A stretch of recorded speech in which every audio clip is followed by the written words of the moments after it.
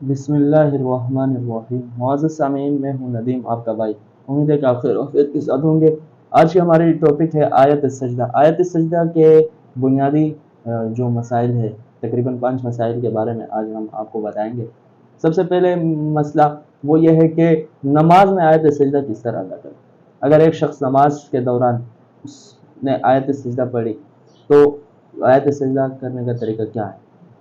तो उसका जवाब ये है कि अगर एक शख्स नमाज के दौरान उसने आयत सजदा पढ़ी तो वो सीधा अल्लाह अकबर कहकर सजदे में चले जाए और 3 मरतबा सुबहान रब्बियल आला कहे और फिर खड़े हो जाए और कुरान मजीद के कुछ आयत वगैरह तिलावत करे और फिर दोबारा रुकू में चले जाए और बकिया रकात के बारे में दूसरा मसला जो है वो ये है कि आयत सजदा को कब अदा करनी चाहिए। इसका जवाब ये है कि बेहतर तो यह है कि आयत सजदा जिस वक़्त तिलावत की जाए उसी वक़्त सजदा तिलावत करें, लेकिन अगर किसी और उज़्र की वजह से सजदा तिलावत उसी वक़्त नहीं कर सके तो बाद में सजदा तिलावत करे तो इससे सजदा तिलावत अदा हो जाएगा।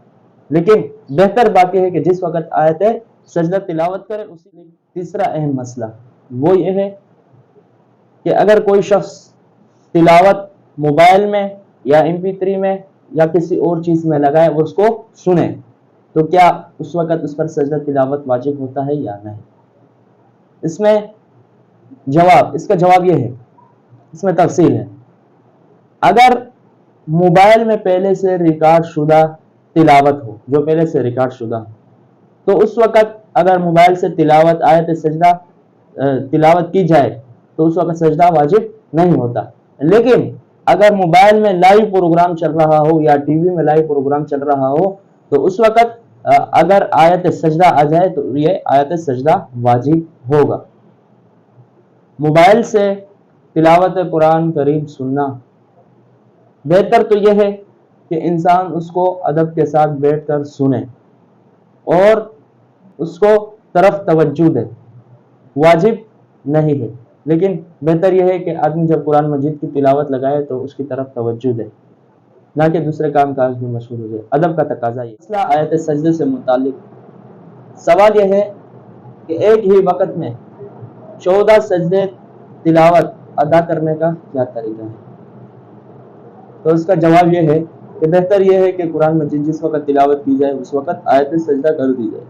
लेकिन अगर ना कर सके तो फिर आप ये नियत करें कि मुझ पर जो सुजूद वाजिब है, ये नियत करें कि मुझ पर जो सुजूद वाजिब है उसको अदा करता हूँ। फिर आप नियत करने के बाद अल्लाह अकबर कहे हाथ उठाए बगैर और सीधा सजदे में चले जाए और सुबहान रब्बियल आला 3 मरतबा कहे। लेकिन अगर दूसरी मरतबा सजदा अदा करने में अगर आप खड़े नहीं हुए बल्कि बैठे बैठे दोबारा सजदे में चले गए तो उस वक़्त भी आपका सजदा तिलावत अदा हो जाएगा। लेकिन इसमें ख्याल रखिए कि तकबीर ज़रूरी है कि आप सजदे में जाते वक़्त अल्लाह अकबर पर तलफ़ुज़ और इसी तरह सजदे से उठते वक़्त अल्लाह अकबर। सजदा से मुतालिक 5वां अहम मसला वो ये है कि आयत सजदा बार बार तिलावत करने की सूरत में कब और कितने सजदे वाजिब होंगे। इसका जवाब यह है कि बेहतर तो यह है कि आयत सजदा जिस वक़्त तिलावत की जाए उस वक़्त आप सजदा करें, लेकिन अगर आप उस वक़्त सजदा ना कर सके तो बाद में भी कर सकते हैं। अब ये सवाल कि कितने सजदे करें। आयत सजदा कई मरतबा अगर आपने सुना और मजलिस एक थी तो उस वक़्त आप पर एक सजदा वाजिब होगा। लेकिन अगर आयत सजदा आपने बार बार सुनी और मजलिस मुख्तलिफ थी तो आप पर मजलिस के एतबार से सजदे वाजिब होंगे।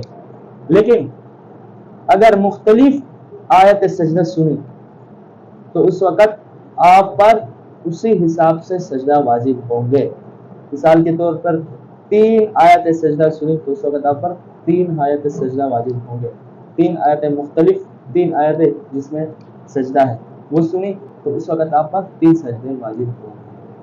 उम्मीद है कि आज की हमारी ये गुफ्तगू आपको पसंद आई होगी। मिलते हैं अगले वीडियो में। अल्लाह।